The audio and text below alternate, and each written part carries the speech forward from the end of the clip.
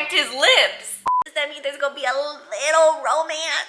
Anger issues? Lip to lip? Politely? Hey, welcome back to my channel, and welcome to a new year-long series that I'm doing. A fellow booktuber, bookstagrammer, Book Tribe with Ty is doing a year-long, I gotta get it right, Black Horror Reading Challenge, which you can find on Storygraph. And I already have January's pick, The Good House.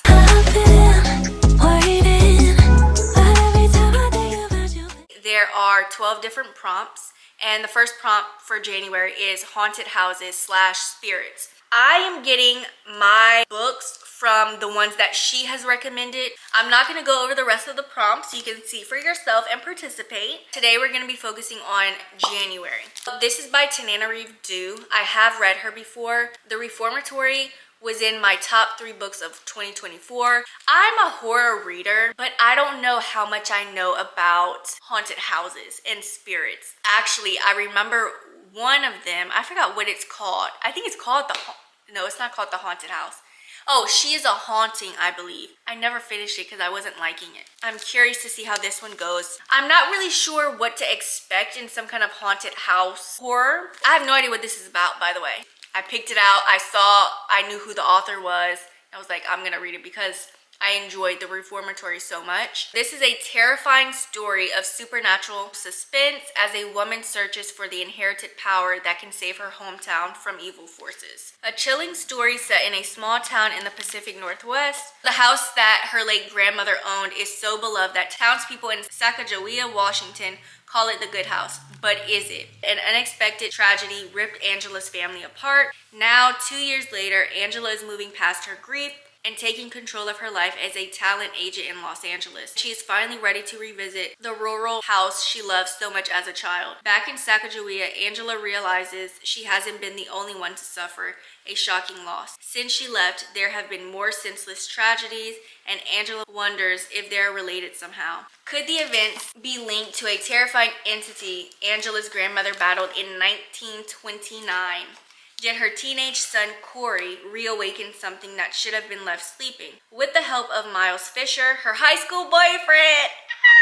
Does that mean there's gonna be a little romance?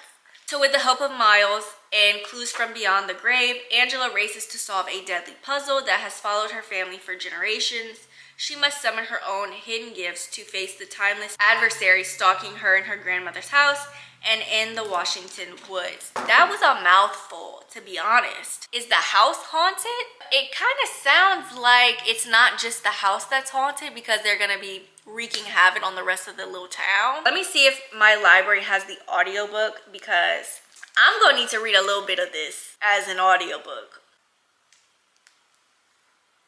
Ooh, I have to go and lock the door. Oh no, is there one? Good, there is one. So don't be surprised if I log in tomorrow and I'm like more than halfway done with the book. I have some stuff to update y'all on. After the last clip, I said that I had found the audiobook or something, like my library had it. Y'all, my library didn't have nothing. So I started reading this on January 16th. It is now January 27th. And I was able to read physically with my eyes 66 pages. 10 of those pages is what I read today. I get so intimidated now with these long books like this, and it's like I did not like not having access to the audiobook. Today, finally on my lunch break, I'm like, no, I can't do this without an audiobook. So I got some little app, Everend. I have a free trial. I don't know if it's this specific audiobook, but the quality's not that great. This is from 2004. I was able to listen to about this much.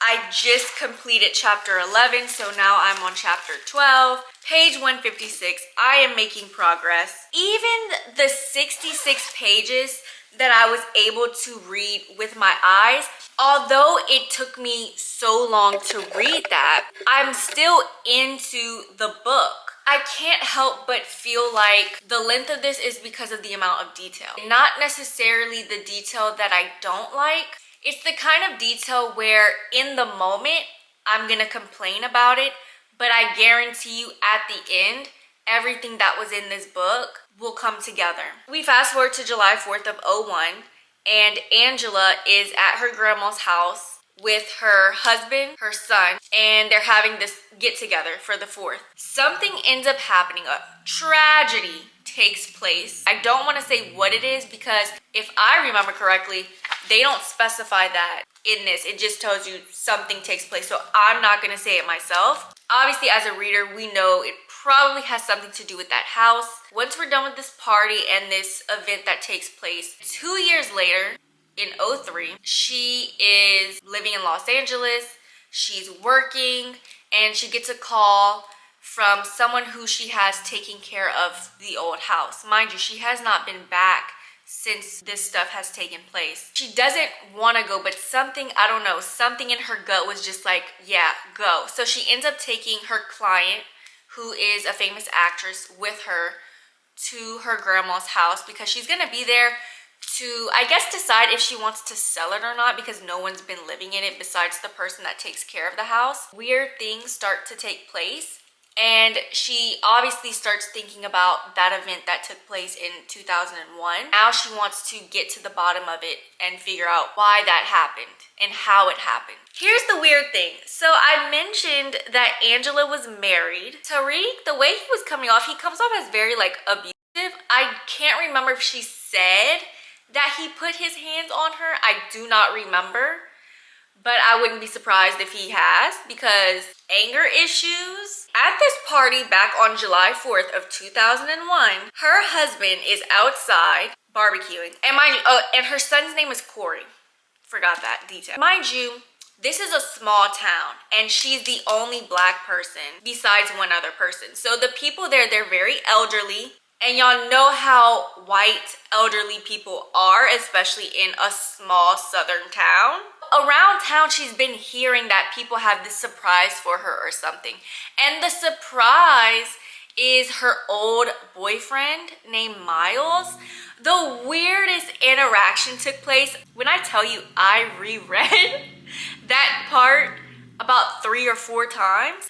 Because I'm like, is she not married? I'm gonna flip to it and try and find it. Miles rings the doorbell. Miles stepped forward and they hug. She tried not to notice the pleasant, refined scent of his cologne or how broad his shoulders had grown since high school. She gave his lips only a polite peck before she pulled away, but she felt giddy in a way that scared her.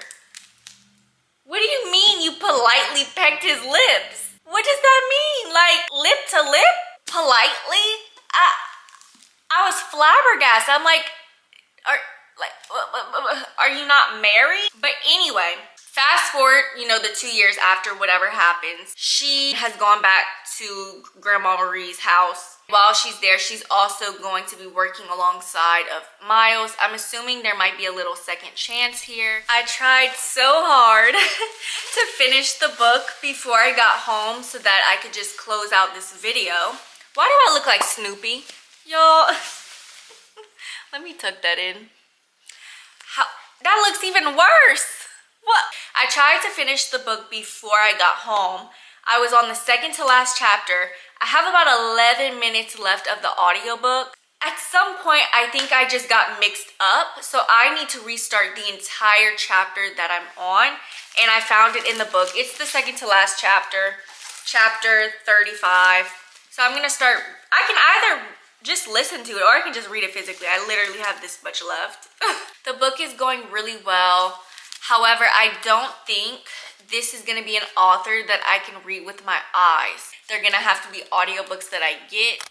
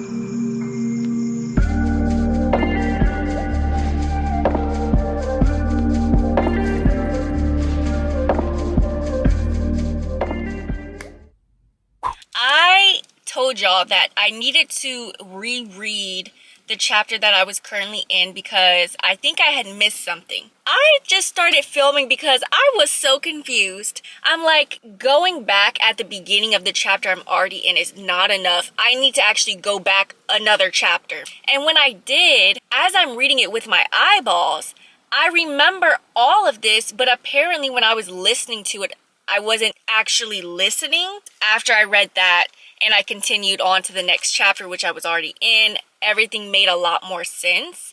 I just don't know how I feel about the ending overall. Because of that, I almost want to look up some reviews and see what people thought if they spoke about the ending, because I don't know how I feel about it. So I keep saying that I'm gonna get away from giving books a specific rating, or I'm gonna change up how I talk about books, because I really want to start giving books just a range. This was a 4 to 5 star. This was a 3 to 5. 3 to 5. This was a 3 to 4, 1 to 2. Specifically, I'm giving this a 3.75, but I feel this is like a 3 to 4 star. I mean, it was long, but I was engaged the entire time with the exception of that one part.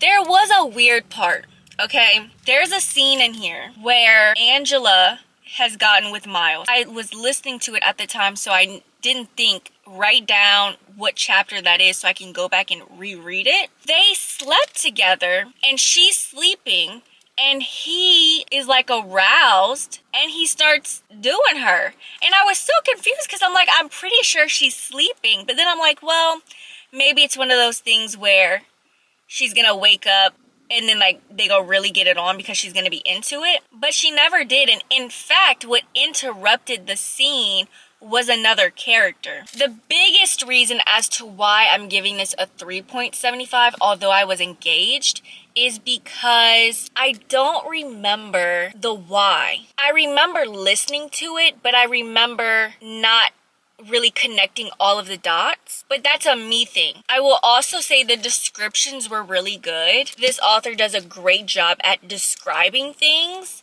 creepy things, nasty things. However, if I do continue to read her, I think audiobooks are going to be the way to go, but like slower. I normally listen to my audiobooks on like 2.5 or 2 depending on how fast the narrator naturally speaks. Because I've had narrators where I gotta go to 1.6, 1.8 because they already naturally speak fast. But yes, that's it for today's video. Comment down below a haunted house. Do they have a haunted house emoji? Or you know what? Comment down below a ghost. That would be best. Comment down below a ghost. I'll see you guys next week. Bye!